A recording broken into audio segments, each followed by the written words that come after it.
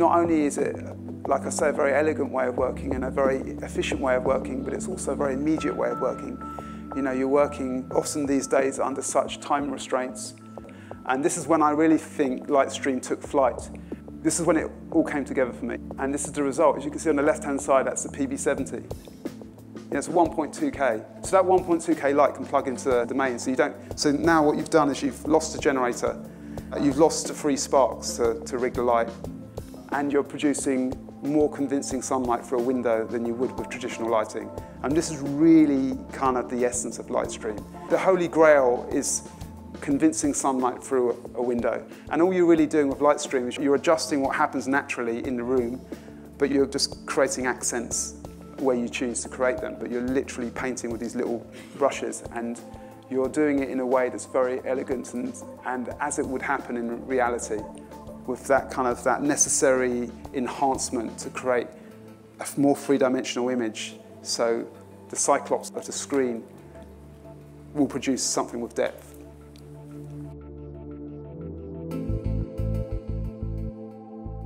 I'll start by talking generally about some of my theories on light.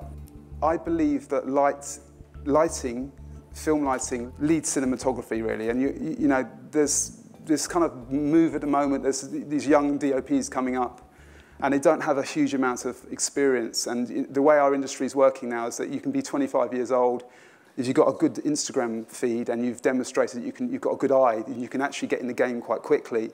When I was coming up, it took years of working through the camera department. You'd be kind of witnessing, you'd be on a film set for several years before you got a chance to actually light yourself. And then it would be expected for you to have a few years working with a very experienced gaffer before you kind of like really felt that you kind of knew what you were doing with lighting. So lighting's like sort of the black art of cinematography, and it takes the longest to learn. I think it's the real craft, actually. So one of my theories is that light leads everything. So without light, it's a primary element of cinematography. I mean, when you think about framing, really you're talking about the arrangement of light. And when you're talking about movement, you're talking about moving through light. So everything really comes from light. So to understand cinematography, really what you need to do is you need to understand light. So here we go. So Ian Murray on Lightstream. So here's Charlie, the gaffer I work with, and he's getting familiar with the Lightstream system. Spark's interesting breed of people. They're like water. They always go for kind of the path of least resistance. So you give them all this new technology to work with, and they'll basically ignore it for quite a long time. And then eventually they'll look at it and be a bit curious. And then after a year of training them, you get them to actually engage with it, which we have here, Charlie engaging with some Lightstream. What happened to me in the industry is when we went from, I shot film for about 10 years before we turned to digital. And when we transitioned to digital, there was a kind of mourning process I went through emotionally.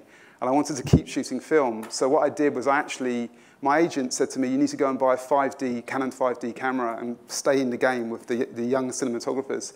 And I refused to do that. So I went and bought a 10.8 camera instead and started studying light. So here's some film shots of some of my light studies. This is a Technorama, Lindhoff Technorama that shoots widescreen. So I just started kind of deepening into my love of light, really. And I just started, studying it. And I wasn't working as much at this time. So I took my time to sort of really kind of reassess the reason I got into this industry in the first place. And just took a variety of shots. This is one of my favorites because it really shows the sort of magic of light, particularly when it starts reflecting around. You feed it in from one direction and it takes on a life of its own. And then I got into street photography. I found a little spot near the Thames under a bridge, and I let people kind of walk to me. I was quite lazy. I just sat there and let people come to me. And I had a series of images. Everyone's just basically walking past, and I'm stealing their photograph. But what it allowed me to do, again, was it allowed me to deepen into the study of light and to really sort of understand the cornerstone of film lighting, which is really the portrait, and to see how light affects, how it's affected on the human face. So here we go, just some more street photographs.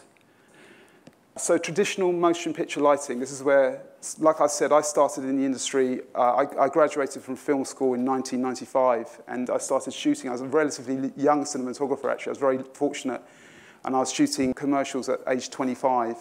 And my producer said to me at the time, she said, look, you're too young to be doing this, really. So what we need to do is we need to give you a very, very experienced film crew. You're an inexperienced skipper at sea, and your ship will sink unless you have an experienced crew. So she gave me, we actually did gaffer interviews for a few weeks and found a suitable gaffer for me. And he was a very experienced guy. He'd been working in the industry for years. And so when I first started lighting, I was using very traditional film lighting methods because I was basically taking the lead from my gaffer. And my advice to young cinematographers is always, if you can, get yourself a very experienced gaffer, because you really don't know what you're doing with light for at least the first 10 years, in my experience. It's like Malcolm Gladwell said, 10,000 hours, right, to become expert at something, which is about 10 years in most professions. So here you go. You can see some mole beams up here. And I've actually got a sneaky mirror over there, which is the origins of Lightstream in my mind. It was a parallel light beam going into a mirror. Yeah, there you go. So this is location interiors. So what I used to do is, again, we used to use very big lights. This is a 20K tungsten light here. We have a couple up there on a big tower. And it's all to produce light coming through a window. And this is a frame grab from the finished commercial. And you can see here, we've got a source 4 here, which again is a very kind of crude theatre light, terrible optics, but again, it gives you a controllable light source. So you can start painting with smaller brushes, basically. For me, it's all a question of trying to control the light, contain it, and basically place it where you want it. So you can see even the soft lights have have egg crates on. Everything's about control. And you'll see these some of the frame screen grabs from this. There you go. You see the source 4 there again.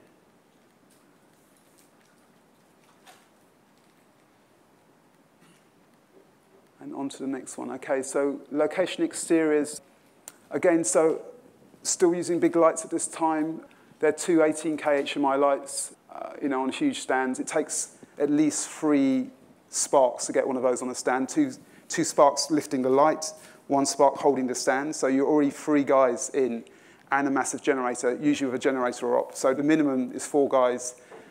Big lights, huge generator. It takes time to run cables, and then you're basically you got your first brush stroke of light. But that in an exterior sometimes it's essential to use big lights. But we were traditionally using those big lights through windows. On every D.o.P's list would be a couple of 18Ks and some 20K tungsten lights. That's what we worked with huge brush strokes of light, and then what we'd have to do is spend time to shape it down to that little moment of beauty we wanted. And that was a very inefficient way of working, but that's how we worked for many years. So here's some screen grabs from the job. So this is quite interesting. For this shot, we had to chase dusk and go into night. And this is when I first started using dado lights. You can see the panoras there. And I absolutely love these lights. They're very, very controllable soft light. Traditionally, what we'll do is we create things like, we used to call them book lights or wedges, where you have a light that bounces into a piece of polyboard, and then you have a frame, and that takes a while to set up. You have 3 C-stands, and then when you want to move that light, you have to move all of these things in succession to get that light moved. And with a panora, it gives you equally beautiful light, if not arguably more beautiful. And it's all in one contained unit that can be moved around. I actually put grids on these, and I was using the grids to actually dim the light, because these are HMI lights, so they don't dim. Well, they dim one stop, which is not always enough. So what you can do is, if you have the grid on them, you can waste the light into the sky at night, and then you can basically dim your lights and use them very controllably. So that's how we chase dusk. So as the ambient light drops down, you waste the lights into the sky, and then you can keep your balance of your lighting without having to run around putting gels on. So it's quite an efficient way of working. And you can see them here being used.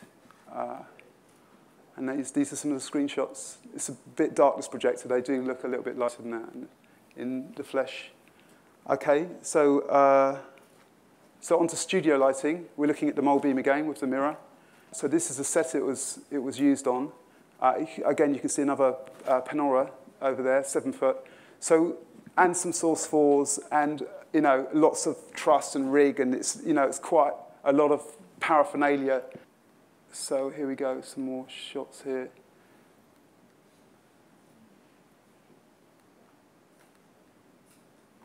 So yeah, you can see the amount of rigging we're using, and what we're trying to do is we're trying to get lights up high, trying to control the light into the studio set without spilling it and smearing it all over the place. So The problem with that is that you need to have like heavy truss to rig the lights. You're rigging a lot of weight, and then you need to get sparks up there on ladders or scissor lifts to adjust those lights, and it can be quite time-consuming and expensive. So you'll see how all of this changes when we start using Lightstream. So we have some data there as well, as you can see. Just other pictures of the set. I haven't got too many pictures of that one, to be honest. So this is another early precursor to Lightstream. Again, it's a source 4 into a mirror, which does produce quite a nice shaft of light, but the source 4 is an underpowered light, so it is not really applicable in most situations. On this job, they didn't have mole beams, so I had to use traditional tungsten lights, and then we were putting them, again, you can see they're being bounced through mirrors, and then we were putting some effects in front of them as well to try and break the light up to make it more interesting, and these are the results of that.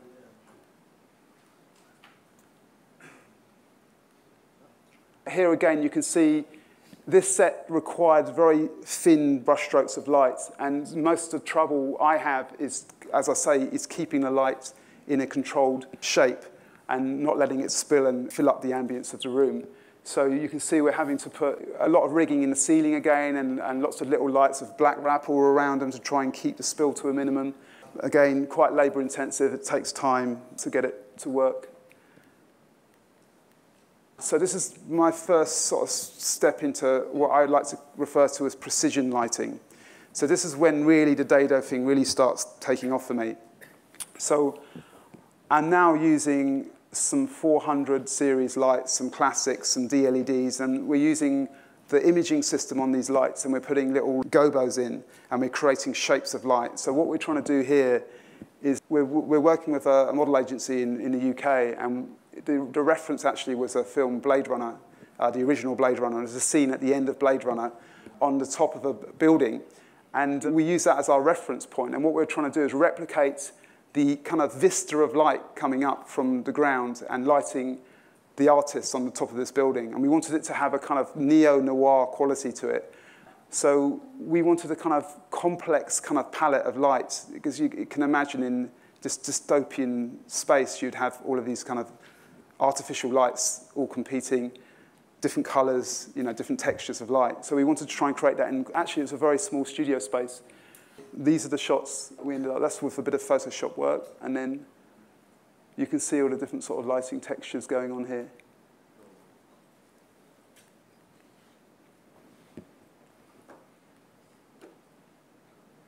It's really about sort of the narrative of the light. So, light picks up a kind of story on its journey to the subject. And that might be lights reflected off walls. It might be light coming through windows. It might be bouncing up from the floor. The conditions, the ambient conditions of the weather that's outside, what's going on. It all sort of generates this sort of story of the light. And what you end up seeing is quite a complex palette of what's going on. It's not a simple thing. And to try and recreate the beauty of nature, it can be surprisingly complex to do that. There's also obviously something to be said for lighting in a very simple, elegant, beautiful way. But when you're sort of painting with light, which is what you're doing with these precise fixtures, you're kind of layering it up. You're kind of zoning the light in layers, and it's a sort of different philosophy of lighting. It's not, like I said, the traditional way of lighting was to have one big, huge source as far away as you could get it for problems that we've probably already spoken about in a lecture, about the inverse square law and having parallel shadows, so the light looks like it's from the sun. And now, well, we'll move on to that when we get onto Lightstream, but now what we're trying to do is we're trying to create natural-looking images with kind of very sort of almost like found beautiful light that you'd find in the perfect kind of atmospheric conditions in a certain situation. And you're trying to recreate that artificially. So you have to kind of be aware of that narrative that light picks up and try and somehow generate that with the lights you're using. So in this case, it was these, like I said, these little, go back to this image here. You can see it's these little imaging systems, all producing different colors and different textures of light that all in combination create a kind of richness to the lighting. And you can see once you've got that richness, you can start playing with it, and you can start getting different looks by juggling with the light a little bit, and then you can end up with some really lovely images. So there you go. And now we see we placed one light through a little gobo, and the model just moved into that by chance. And we thought, oh, we have a completely different look here. Let's explore that. So we carry on exploring that, and we get quite a variety out of the shoot. And again, here you can see some of the DLEDs, and this is what it produces. I quite like little visual riddles, little visual mistakes almost. And you can see on her lip, it almost looks like she has a hair lip or a scar. And that's one of our lights just sort of bouncing up off the floor and producing a weird shadow. And it's stuff like that that I'm looking for. I'm looking for little kind of bits of magic and unusual things that take you by surprise. And I think that creates a richer, more interesting image. So this is onto Gymshark. Now, this is really about reductive lighting, which is another sort of theory I have about light, is that now we're using more precision lights. The next step is to reduce the amount of light you're using. Because something happens when you start working with low light levels, something really interesting happens, I think. And certainly now, with the modern camera sensors, there's no real need to have a huge amount of light on a film set. We were shooting this with the Sony Venice, and the kino flows that we were shooting with were running at 3% of their full power. And the Dados were running at less than, I mean, we were shooting with DLED 7s for the majority of the shoot. So we didn't even need any bigger light than that. It was quite incredible. So I'll show you some images. These are actually all ungraded shots, so it hasn't been graded. It's just straight out of the camera. And as you can see, I'm exploring kind of like darker imagery here. Yeah, we wanted to get into the psychology of the character, and we wanted to sort of give it a sort of slightly horror kind of, aesthetic.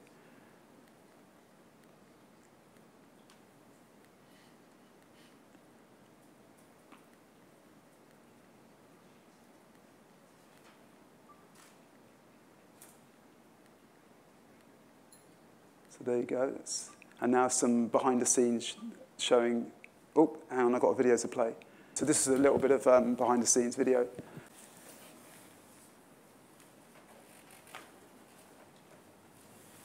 Okay, I'll go on to the next one.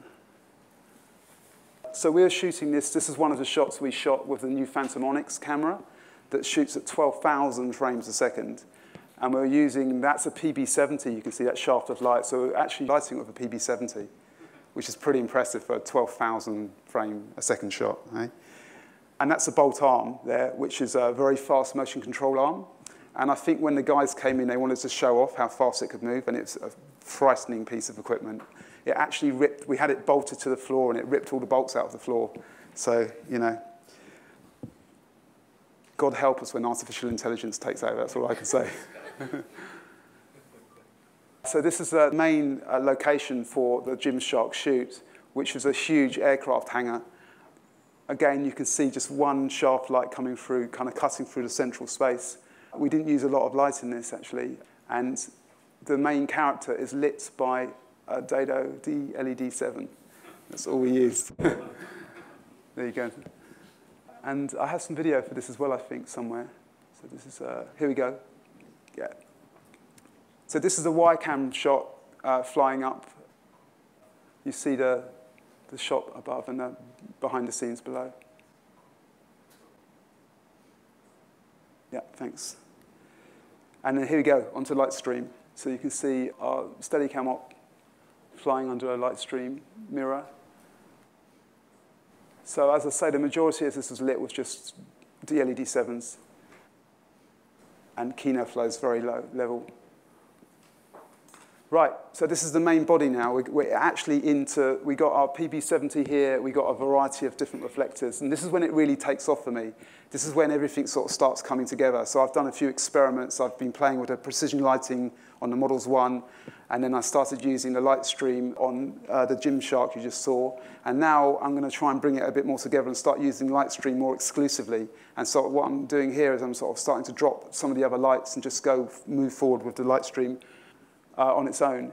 So this one is it was a very simple little shoot for Heinz. And the reason I thought this one was relevant is because modern production really is, a D.O.P, you put a D.O.P in an aircraft hangar with you know, with a boxer, and if he comes away with bad images, or she comes away with bad images, then God help them, you know. But you know, but really, the way I earn my bread and butter money is really difficult, small locations, white boxes, and when we're challenged to try and create some form of depth and some form of atmosphere in something that really is very unforgiving to begin with. And there's always, you know, like I said at the beginning of the lecture, there's usually problems and stuff that has to be overcome. And so you're never working in the ideal circumstance to light. And, you know, oftentimes with production, limited budgets, sometimes you're not even on the recce, so you don't even know what you're going to be dealing with until you turn up there. And they expect, you know, images with some kind of integrity at the end of it. So this is when, for me, when Lightstream really started making a lot of sense. Because you'll see in Heinz, we weren't even using big lights here. That's a 1.2 there. And inside, it's a tiny kitchen. And these are, I was really pleased with the results of this, because when you look at, you can see, if it wasn't for the Lightstream mirrors there, we would never have got a light into that corner. They wanted to shoot all of the food shots on the actual hob, which is ridiculous for a food commercial, you know. So, you know, and the results I'm really pleased with, because I think you can see that they got some depth to them. To me, having shot in studios for half my career, that's the sort of stuff you get in a studio if you had everything you needed. And we're in a tiny location with very light walls, actually. We managed to get those walls dark only by virtue of having lights that are very controllable. And it's not, as I said earlier, it's not lighting the whole room up and destroying the shape. You're controlling everything with fine paintbrushes, basically. That's the way to view Lightstream. It's like, rather than lighting with one big broad brushstroke of lights and then trying to erase everything down to get the shape you want, what you're doing is you're lighting with little brushstrokes to begin with. And it's more efficient, clearly. So, yeah, and there's a little pack shot. Again, that was shot with the mirrors, with the Lightstream reflectors, I mean. This is an ITV boxing job we did. Again, we started using Lightstream here to light the boxes. You can see these are the images it produced. One of my theories of light is that if you want to really understand justification of light, then really we live in an environment where we're really looking at primarily the sun and the sky. If you separate it from artificial light, we're brought up on understanding light from these two sources fundamentally, and then it all filters down through different reflections and the environmental conditions to produce this complex, kind of, like I say, narrative of light. So wherever we go, we always have a hard source and a soft source. In this case, we had a Panora and a 400D. So we had our sky and we had our sun.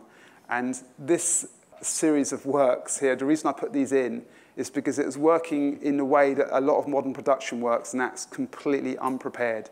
So we're working with inexperienced producers that really don't understand the full. They're not that sophisticated when it comes to organizing production as we would have done traditionally. So you don't always do recce's, and you turn up and things aren't as you expect them to be. So on this one, this job, for example, we had the wrong horse in the wrong studio with the wrong cast. And that was the first 5 minutes of the shoot, do you know what I mean? So then it was like, you know, can you sort this out? And then the lighting brief was something completely different as well. So, you know, it was just basically, you're playing catch-up for most of the day, and unless you can really move quickly and you have tools that are going to get you out of trouble, then, yeah, it can be a bit of a train crash. So these are some of the shots. And this, you can see, that's our sky there.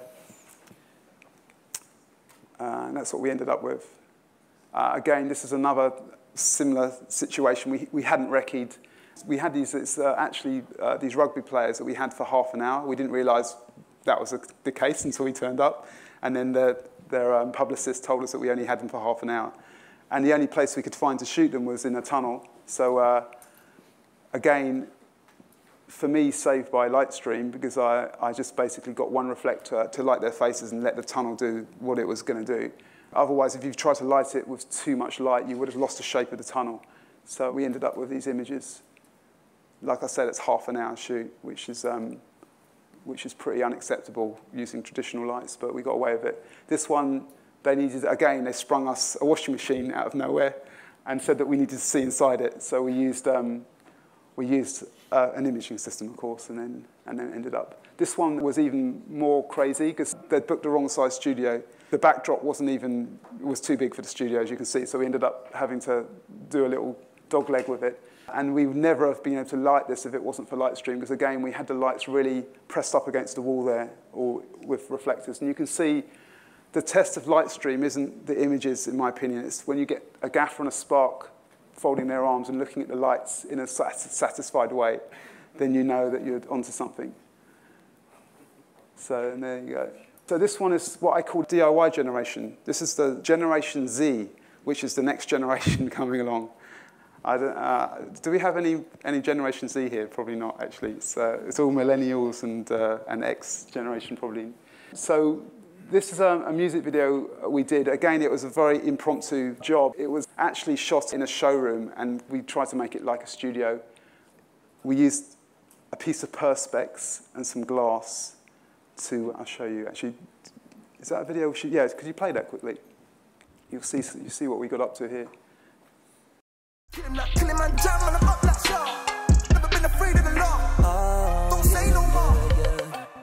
Ain't man if it's bad, can't live life sad. Ain't wrong if you're trying to get it in any way that you can. Never had.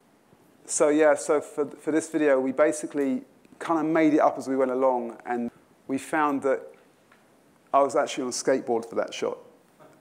So you can see sometimes you just have to make do with what's there. So, and this is like the whole kind of up-and-coming generation of cinematographers. The thing that amazes me about them is they kind of do it on their own terms. They are like the kind of punk generation of cinematography. They don't care about tradition. They want to go out there on their own. They all basically buy bits of equipment, and between them they create a community, and they share equipment amongst themselves. And they approach clients directly, and they'll make films, usually not to the standard that, you know, traditionally would make films to, but they kind of manage to somehow scratch a living out of it. And this is the generation that, you know, they're becoming the relevant generation. So I'm learning from them, particularly when it comes to marketing. They really understand how to market themselves. So they don't have, a lot of them don't have agents. They just have their Instagram accounts, and they win work through that. So it seems to be the way it's going. But so on this occasion, like, as I say, we found a sheet of glass, and we put that in front of the artist, and we produced some interesting images as a consequence. So sometimes it's just finding, you know, particularly with music videos. Music videos are like a training ground for cinematographers, because there is no real tight brief you have to stick to, so people can get away with a lot of experimentation. Yeah, which is exciting, actually. It's nice to kind of engage with that, even as an experienced cinematographer like myself. It's nice to go back to that and to remember kind of why you got into this in the first place. So here we go. This is actually a relatively big campaign we did. We did several commercials for Amazon Alexa. And this is when I really think Lightstream took flight. This is when it all came together for me. I'll show you some behind the scenes first. So this is actually quite an interesting comparison. So I hired a 4K M40, which is a 4K HMI, and then also we have the PB70 there, it's a 1.2K. And I wanted to see what they'd look like if we put them into 1x1 mirrors. And this is the result. As you can see on the left-hand side, that's the PB70. You know, it's a 1.2K compared to 4K. And it's quite remarkable. So that 1.2K light can plug into the main. So now what you've done is you've lost the generator. You've lost the free sparks to rig the light. And you're producing more convincing sunlight through a window than you would with traditional lighting. And this is really kind of the essence of Lightstream. The holy grail is convincing sunlight through a window. If you can do that through a first floor window, then you're really onto something, because that's what traditionally you would use massive cherry pickers and huge lights and a lot of crew to get, and that's simply what production are unwilling to pay for these days. So there's a big hole in cinematography, and the only thing that I've actually used that fills that hole is this light. So here's some screen grabs of the shot of the finished piece. And another video to play, please.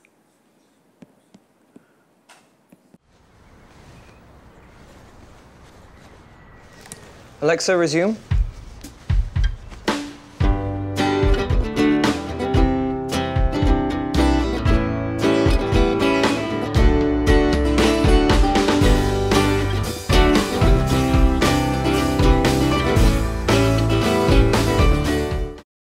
So this is also, I just noticed, this is an example of how you sort of work with Lightstream in a kind of elegant way. You sort of feed the light in through the windows usually, and then what you do is you just with light touches, you shape the light with, and in this situation here, I'm just putting a flag up just to reduce some of the light on his face.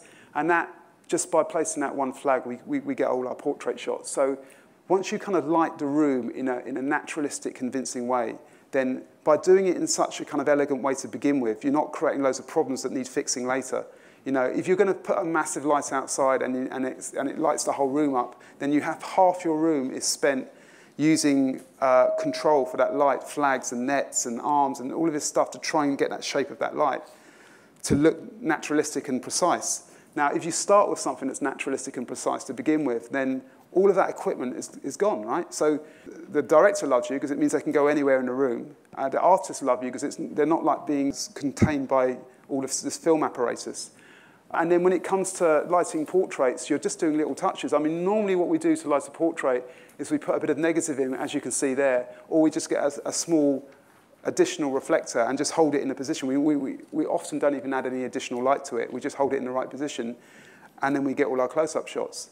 So you're basically, you're lighting a room, and then you're off the back of that one lighting setup, you're producing your film in a very elegant way.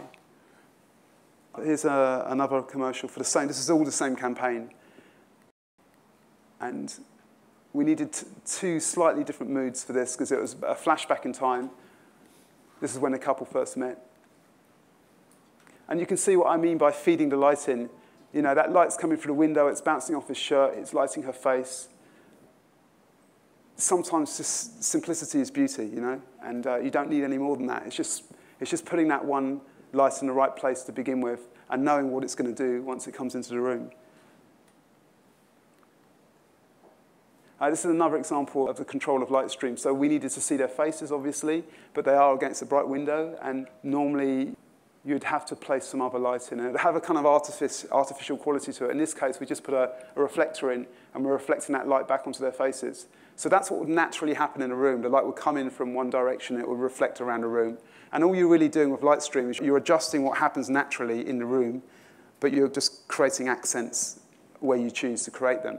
So I hate to keep using the same term, but you're literally painting with these little brushes, and you're doing it in a way that's very elegant and as it would happen in reality, with that necessary enhancement to create a more three-dimensional image. So the cyclops of the screen will produce something with depth. So this is some video of that scene you just saw. Nobody, baby, but you are. Hey, hey, hey. So the majority of the lights are outside the window, as I said. So they have freedom to dance around the room. They're lit wherever they go. Yeah, and that's me showing it to another gaffer, trying to sell him on it.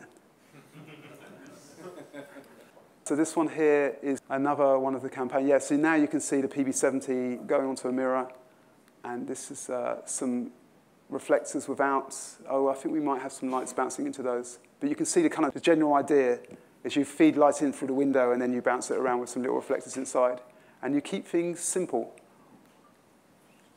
As you can see, it's little shaft of light that we're catching here. And now this next scene was particularly satisfying for me because we had a day where it was sunny and cloudy and raining all in one day, typical British weather. This is the end result. So basically, we had full sunshine coming into the room, and then we had no sunshine coming into the room. And as you can see, it looks pretty consistent. And that's just a PB70 outside into a 1x1 mirror. I was really blown away with that. And the other thing that really impressed me was the smaller windows. We started using 400Ds into mirrors. So we started using these little 400D lights with these PB adapters on into a 25 by 25 mirror, and we were producing sunspots in the room that, as I say, traditionally it would be a huge light far away. And that's when I really started thinking, oh my God, we're onto something. Because it can't be stressed enough how important that is to be able to compete with the sun in the interior. You have to be able to do that. You have to, whatever the conditions are outside, you have to match. The cornerstone of cinematography is having consistent imagery, regardless of what's happening to the environment. And to be able to hold that space with the crazy weather conditions outside without any fluctuation was like, I think, its final test for me. It proved it was something that you can use exclusively. And this is an example of lighter brush strokes. It's a nice interior, and here's the results here.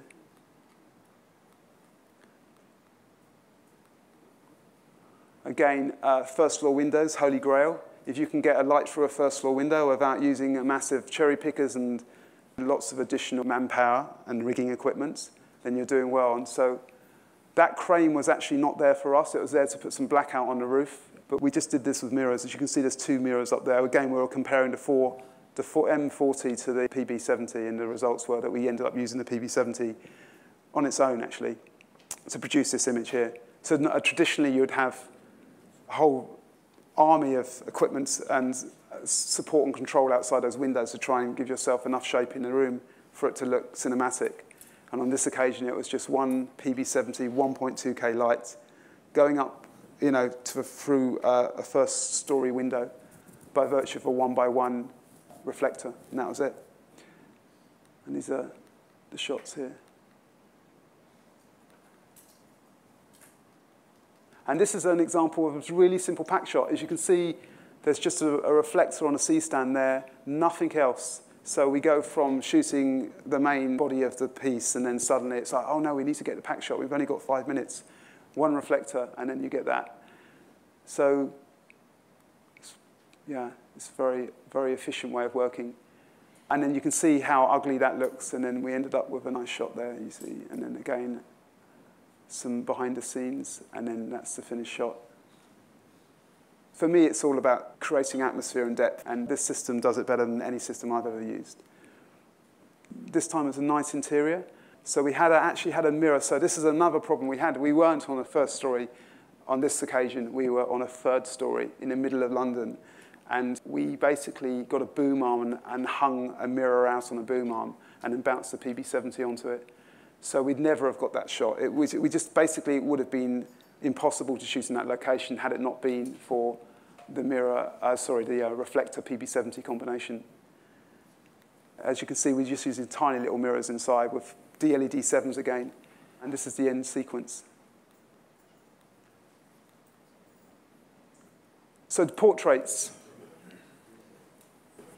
So last year when I came here, we spoke a little bit about portraits. And I have some theories around lighting portraits. And I'll go very briefly into them now.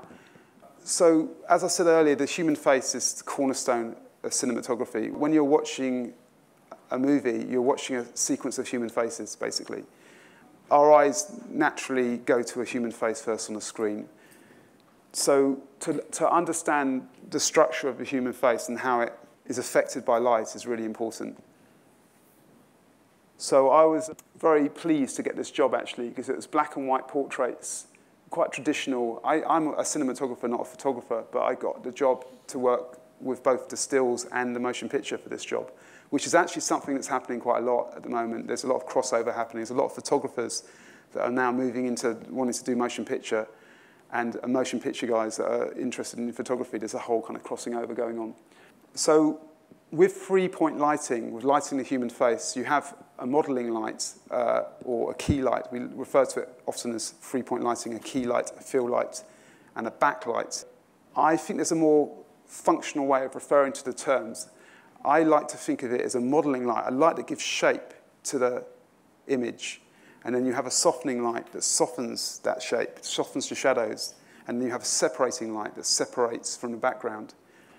Because those refer to the actual function of the light rather than just some kind of hard, cold, kind of like objective label. So when you're actually looking at light on the human face and when you're kind of working in a variety of different situations, you're always thinking to yourself, well, what light's going to produce the shape that I want to see on the face? What light do I need, or where does the light come from that will soften that shape to lift the shadows, to create the right atmosphere? And what light will create the depth and separate the planes to create as deep an image as required? So because we were doing black and white, they wanted it to be traditional black and white photography. So what we've got here is we've got, as you can see, we've got a light stream. And that, I believe that's a 1x1 number 3. And I've sort of fallen in love with that reflector for portraiture because what it does something quite unusual. It creates a light that doesn't feel like it's coming from a film light. It feels like it's a structured light coming from the sky somehow, from the gods. And it comes down and it produces a very lovely kind of structure on the face that's not that dissimilar to what, the sort of Renaissance painting produced. It's a very kind of painterly light. And it separates the artifice one step away from what you normally have. So normally when you light, particularly when you light from above, on a film set you usually use focusing lights, and it has a kind of feeling of a light. It's like why TV can sometimes look very artificial because everything's lit from above, and it's these lights coming down that just look like film lights. And even though you might not be able to spot it kind of consciously as a viewer, unconsciously you feel there's something artificial happening. And what I love about the number 3 is it takes, like I say, it removes it one stage. So you're getting one stage away from the light, and it feels just, in my opinion, more beautiful. What we've also done here is we've got negative blacks either side. So what we're doing is we're bringing the shape in from the front, and then we're basically bringing the shadows in from the sides. And this is like a kind of traditional portrait technique. You see Charlie there again, adjusting the reflector. And when it comes to lighting ladies of a certain age, you often put a bounce underneath the chin. It fills in the wrinkles, and it gives them a more cosmetic, aesthetic look. So here you can see our backlight and our our modeling light and our separating light, I should say. And then you can see a little bit of light bouncing from below. Now, the problem we have with this subject is that he had glasses, and we had to kind of try and get light into his eyes. He had quite deep-set eyes. So when you're faced with a subject, you're looking at certain clues on their face as to how to light them. And one of the things you look at is how deep their eyes are, how big their nose is, what the shape of their cheekbones are like. The muscle here is quite important as well. And you're looking for visual clues as to where the angles you can go for with your light. And what I tend to do is I tend to start with quite a high key light, and I bring it down in front of them until I can see their eyes filling in. And once I see some life in their eyes, I tend not to move it down much more than that, because you get this really lovely kind of triangulation of the face. And the cheekbones, particularly on women, the cheekbones can look really, look very sort of aesthetically pleasing. So that's usually how I do it. And then what I do is I add additional lights, depending on if that image has produced any problems or anything I need to solve. But I always start with one light, the modeling light, and work out the best position for that. There's basic rules around that. Leonardo da Vinci was always talking about 45 degrees up and 45 degrees off the axis of the lens, which would be the natural starting point. And there's different theories around the different lighting positions. You'd have directly over the top of camera would produce a shadow that looked like a butterfly. They call that paramount key, because it was used a lot by Paramount Pictures to make the film stars look glamorous. And then, of course, when you come around to the side, you go into what they refer to as Rembrandt lighting, and then further around it gets more dramatic. Anyway, let me carry on. So you can see some more behind the scenes. Now, above the camera there, you can see there's an eye light. So what we had to do here is we had to find some light in his eyes, because he's wearing a hat as well, which didn't help. So we had to get light into the eyes without reflecting into the glasses and without looking too lit. So the only way of doing that really is by having another imaging system on the light. And sometimes using the eye light filters as well can help. So there you can see all the lights in the space. And that's the monitor picture there. And so here's some of the results we got from that shoot. Okay, and now this is another production. This is portraiture again for a fashion brand this time. And we wanted images that would look very dramatic and very kind of, we wanted kind of like a kind of modern fashion aesthetic. And you can see here's a light stream being used in combination with keynote flows and the panorama in the background.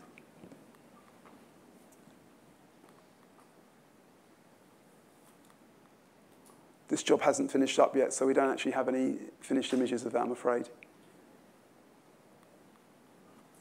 So product shots. I've written here, small brush strokes with clean lines. So the problem with products is that when you light a product, usually you've got to assume that you're going to be given a product that's shiny and it's got all the wrong contours on it, and it's going to be something that's going to reflect the lights that you're using, which is often the case. One of the hardest products to light I've discovered is a wine bottle. Just by the pure shape of it, the shoulders of the wine bottle are very hard to get a clean line. So what we tend to do, and it took me many years to learn this actually, because unfortunately I didn't really have anyone that I worked with that specialized in product shots. So it took a lot of trial and error to work out the best way to do it.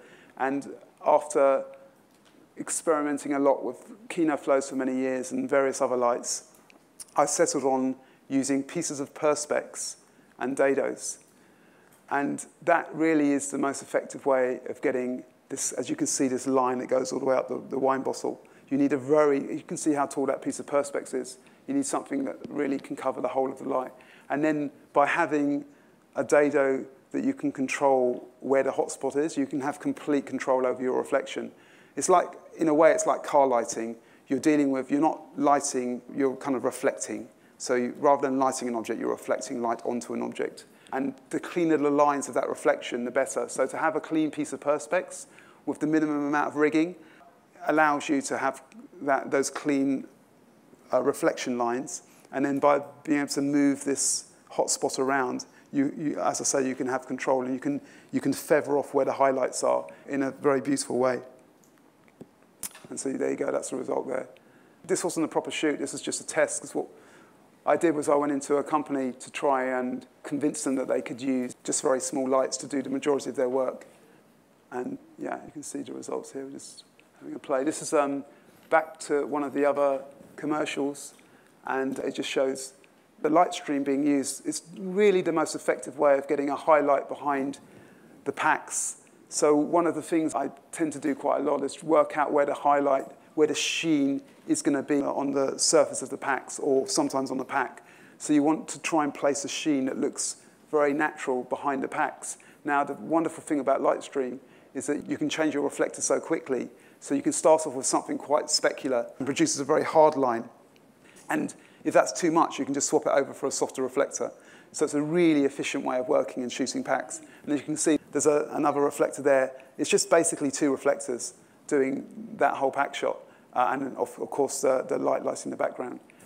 I haven't found a better way of lighting products as yet than using these reflectors, because like the perspex works beautifully for objects like wine glasses, but when it comes to just day-to-day packs, the Lightstream gives you those clean lines again, and it's effortless to set up. And it's just this very immediate way of working as well, because what you're doing is you actually have the light in your hand, pretty much. And just the movement of the reflector in your hand, you can see the modulation happening on the products. So not only is it, like I say, a very elegant way of working and a very efficient way of working, but it's also a very immediate way of working. You're working often these days under such time restraints that you're given such little time to do the product shot at the end of the day. The director walks off because they've lost interest. You're left there standing next to the client who's really nervous looking because they think, please do my product some justice. That's why I'm here. So you put under a lot of pressure to try and get something really quick.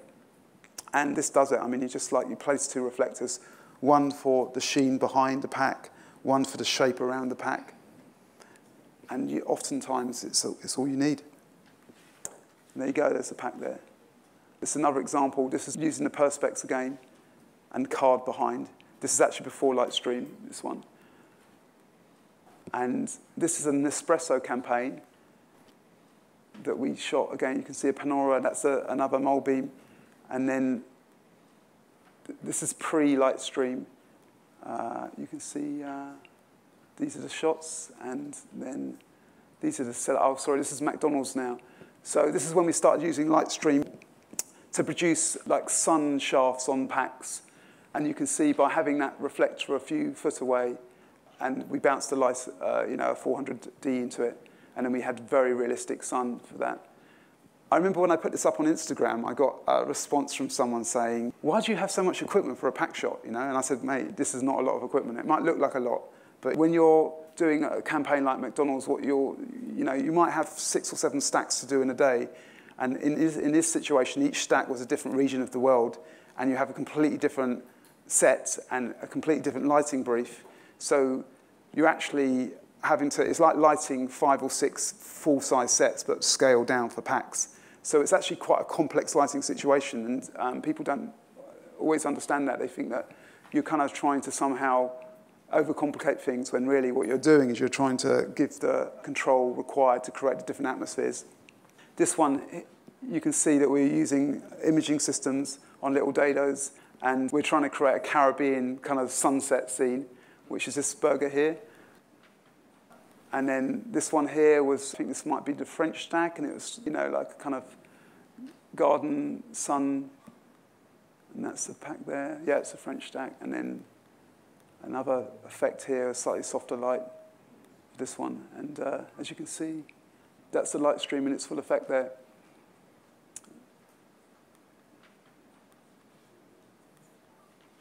Yeah, and this one had to have hard sunlight.